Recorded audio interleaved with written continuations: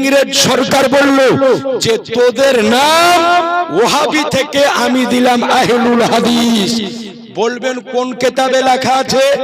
আমাদের কিতাব নয়, আহলুল হাদিস ভাইদের সবচাইতে বড় ইমাম নাম হলো নবাব হাসান খান সিদ্দিকী, তারই লেখা কিতাব মুরসালে সিদ্দিকী, তার 162 পেজের মধ্যে এই কথাটাই লেখা আছে যে আমাদের নাম ওহাবি থেকে আহলুল হাদিস নাম ইংরেজদের নিকট থেকে ধার করে নেওয়া হয়েছে। তাহলে এদের অরিজিনাল নাম আহলুল হাদিস নয়, অরিজিনাল নাম হলো ওহাবি।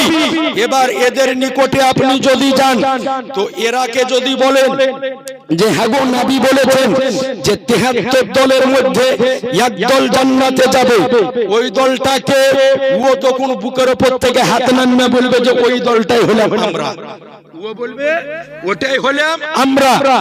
আর একটা দল আছে যাকে বলা হয় জামাতে ইসলামী, নাম শুনেছেন আপনারা? বাংলাদেশে আছে। এই দলটা যে লোকটা তৈরি করেছে আজ ইতিহাসে শুনে নেন, ওই লোকটার নাম হলো আবুল আলা মওদুদী, ওর বাড়ি হলো পাকিস্তান। এই আবুল আলা মওদুদী যে দলটা তৈরি করলো ওই দলটার নাম হলো জামাতে ইসলামী।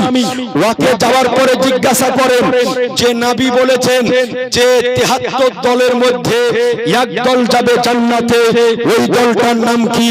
তো ওই দাওয়াতে ইসলামী আপনার জামাতে ইসলামীর লোক তারাও বলবে যে ওই দলটাই হলাম আমরা। যার নিকটে যাবেন সকলে বলবে ওই দলটা আমরা। এ আজিজানে মুহতারাম, আজকে আপনার নিকটে বলতে চাই কোন দলটা জান্নাতে যাবে। মুফতি আবুল কালাম আজাদকে জিজ্ঞাসা করতে হবে না কোন দলটা জান্নাতে যাবে, কোন আলেমকে জিজ্ঞাসা করতে হবে না। জিজ্ঞাসা যদি করতে হয় জিনাকে বলা হয় হাফিজুল হাদিস আল্লামা মোল্লা আলী কারি রহমাতুল্লাহ আলাইহি মিশকাতের সারা মিরকাতুল মাফাতি পিওর আরবিতে লেখা আপনার তার প্রথম খণ্ডের 381 পৃষ্ঠার মধ্যে তিনি এই হাদিসের ব্যাখ্যা করতে গিয়ে স্পষ্ট আকারে বলেছে আল ফিরকাতু নাজিয়াতু হুম আহলু সুন্নাত ওয়াল জামাতে, অর্থাৎ নাজাতপ্রাপ্ত মুক্তিপ্রাপ্ত যেই দল তারই নাম হলো আহলু সুন্নাত ওয়াল জামাত। নারে তাকবীর, নারে রিসালাত, মাসলাকে আলা হযরত দ্বীন ইসলাম, নারে তাকবীর। এ আজিজানে মুহতারাম, আপনাকে বলি নবী বলেছেন তাফতারিকু উম্মতি, অর্থাৎ আমার উম্মতের মধ্যে 73টা দল হবে।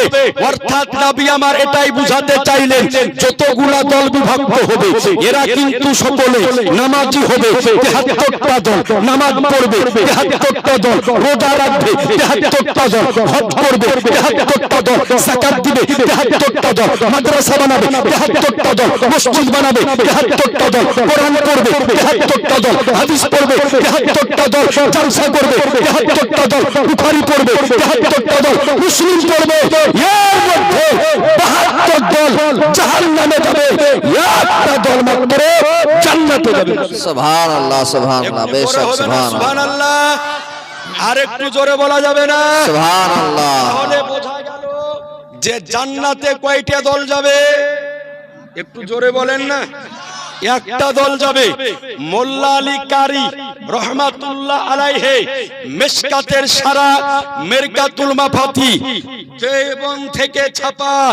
আপনার অবিশ্বাস হলে হাজির করে দেন, এখনই খুলে দেখিয়ে দিব যে মিশকাতের সারা মিরকাতুল মাফাতি যেটা দেওবন্দি থেকে ছেপেছে ওই কিতাবটা হাজির করেন।